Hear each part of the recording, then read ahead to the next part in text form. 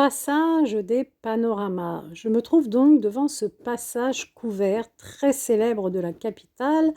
Je suis dans le quartier Vivienne, dans le 2e arrondissement de Paris. Vous savez, il y a beaucoup de passages couverts à Paris. Je vais traverser ce passage qui mesure 133 mètres de long. Là, je suis côté boulevard Montmartre et de l'autre côté, quand on aura traversé le passage, je serai rue Saint-Marc. Le métro le plus proche, pour vous donner une idée, c'est Grand Boulevard. Vous voyez, juste en face, vous avez le musée Grévin. Quand on est juste de l'autre côté du boulevard, vous voyez le musée Grévin. Et je ferai une autre vidéo pour vous présenter le passage qui est juste en face, le passage des panoramas. C'est, comme vous pouvez voir, le passage Jouffroy. Aujourd'hui, nous allons parler dans cette vidéo du passage des panoramas. En 1799-1800, il a été ouvert à l'emplacement de l'hôtel Montmorency Luxembourg. On y retrouve aujourd'hui des restaurants, des magasins de cartes postales, de timbres-poste. On va débuter tout de suite. Dès le début, on voit ce restaurant italien très vintage, comme vous pouvez le voir. Enfin, il n'y a que la décoration qui est vintage. C'est un restaurant, comme vous pouvez le voir, comme un train, avec ses banquettes en cuir, le Victoria Station. Alors, il n'y a que la déco qui est vintage. Ne vous attendez pas à une cuisine vintage. Vraiment, on a l'impression qu'il faut prendre son ticket de l'époque et vous embarquer dans un train de l'époque. Ce passage, on le doit en fait à deux Américains. Mais je vais vous raconter l'histoire de ce passage couvert tout au long de notre balade. Et au premier étage, vous avez quand même un premier étage. D'ailleurs, c'est le premier passage en fait. En 1815, il a eu l'éclairage au gaz. Et il y a eu tout un tas de boutiques célèbres. On retrouve, comme vous pouvez le voir, certaines devantures de l'époque. Je vais vous en montrer quelques-unes. On avance tranquillement. Et on va arriver très rapidement parce que vous avez, dès le début, la confiserie chocolatier François Marquis. En fait, François Marquis a ouvert en 1818 une confiserie chocolatier, négoce thé, café également dans le passage. Alors maintenant, c'est un restaurant, mais on peut encore admirer le beau magasin de thé, de café, chocolat, tenu par François Marquis à l'époque. Enfin, on peut admirer surtout les magnifiques boiseries, comme vous pouvez voir. C'était à l'intérieur, la devanture était de bois à colonnes, vous pouvez voir. Et puis à l'intérieur, il y avait un sol carrelé, du marbre, des peintures murales, des miroirs, un plafond à caisson. C'était vraiment une œuvre d'art. Et heureusement que le restaurant a gardé ce chef-d'œuvre. Alors, nous continuons tranquillement. Je vais vous parler un petit peu de ce passage tout en vous montrant les magasins de timbre-poste, puisqu'il y a beaucoup de philatélie. En fait, tout simplement, l'Américain William Taillé a acheté l'hôtel de Montmorency Luxembourg.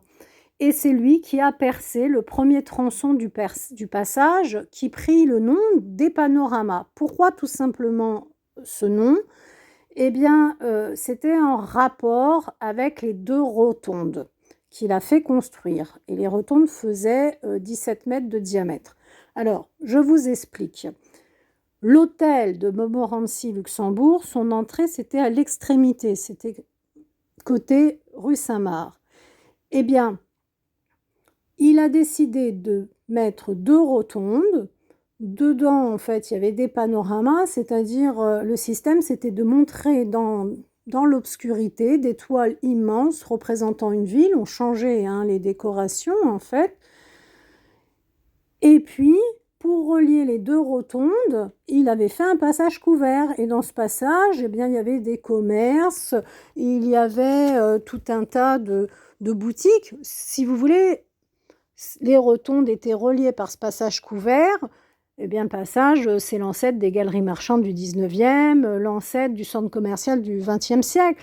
Et ça avait un succès énorme parce que, rappelons-le, en 1800, quand il a ouvert à l'emplacement de l'hôtel de Montmorency, eh bien, les rues de la capitale étaient pleines de boue, pleines de sable. Et le passage innovait en plus avec une toiture vitrée. Et puis, le gaz est arrivé en 1815.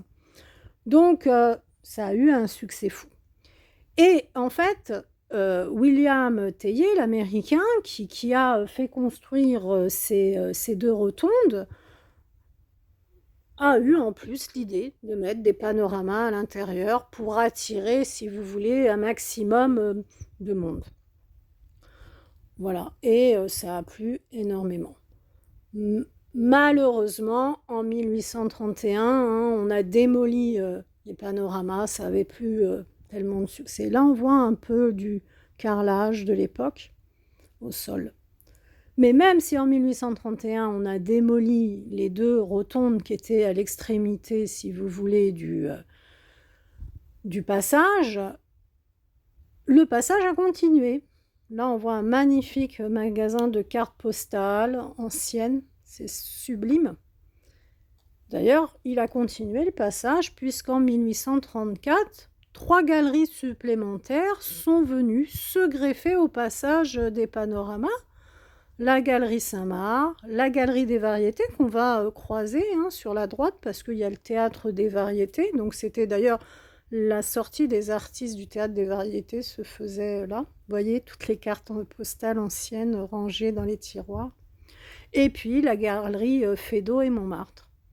Donc c'est vraiment un passage parisien très célèbre qui a été ouvert au public en 1800 et on l'a grâce à cet Américain, William Teillier. Et c'est un autre Américain d'ailleurs qui est à l'origine des panoramas puisque c'est Robert Fulton qui vient à Paris offrir ses dernières inventions à Napoléon et au Directoire et qui, pour gagner un peu de sous, présente les panoramas. Alors là, on voit Stern Graveur. Alors là, c'est une histoire très importante parce que Stern Graveur, c'est vraiment très, très important. C'est une boutique qui n'existe plus, l'imprimerie Stern, la gravure Stern, puisque maintenant, c'est le café Stern et il n'y a plus la famille Stern, mais je vais quand même vous parler un petit peu de cette histoire. Ça se trouve à l'angle, vous voyez, du passage des panoramas et sur votre droite, vous avez la galerie des variétés. Donc, Stern Graveur, c'est une entreprise française. Oh, regardez, cabine téléphonique, c'est incroyable. Donc, Stern Graveur, c'est une entreprise française d'imprimerie de gravure qui est fondée à Paris en 1834. Pardon. Mais elle va disparaître malheureusement en 2015. Mais elle fait partie des plus anciennes sociétés françaises de sa catégorie. Vous voyez, là, on arrive sur votre droite, je vais vous montrer. Eh bien, c'est la galerie des variétés. Vous voyez, hop. Et ça n'a pas été démoli. Vous voyez, à l'angle à droite, c'est fermé. Malheureusement, le café Stern est fermé au moment où je filme. Sinon, c'est ouvert. Vous pouvez aller prendre un verre. Mais à la place, là, vous aviez l'imprimerie. Et au-dessus, c'était le siège de l'académie de Rodolphe Julian. Rodolphe Julian, c'est un peintre qui avait une école d'art privé. Donc, la famille Stern, le père et le fils, en fait, avaient une superbe imprimerie, en fait, ici. En 1834, pour être très précise, le graveur Isidore Omiotte va ouvrir une boutique. Il va s'associer à Moïse Stern. Ensuite, Moïse Stern reprend l'affaire à son nom, en fait. Et puis après, Moïse Stern et son fils René travaillent ensemble. et René Stern fut vice-président de la Chambre des graveurs. Et la maison Stern est médaille d'or à l'exposition universelle de 1867 et de 1889. Donc c'est très très connu, très réputé. Ils font des médailles, ils font des menus, des gravures, tous les documents officiels, si vous voulez, sortent de cette boutique. Et puis maintenant, eh bien, c'est un café. C'est le café Stern. Les Italiens, si vous voulez, les frères Algamo, ont fait un café vénitien en 2014. Et ils ont gardé les cuirs de Cordoue, le lustre de... dedans, vous avez un lustre de Murano. Les boiseries anciennes sont toujours là.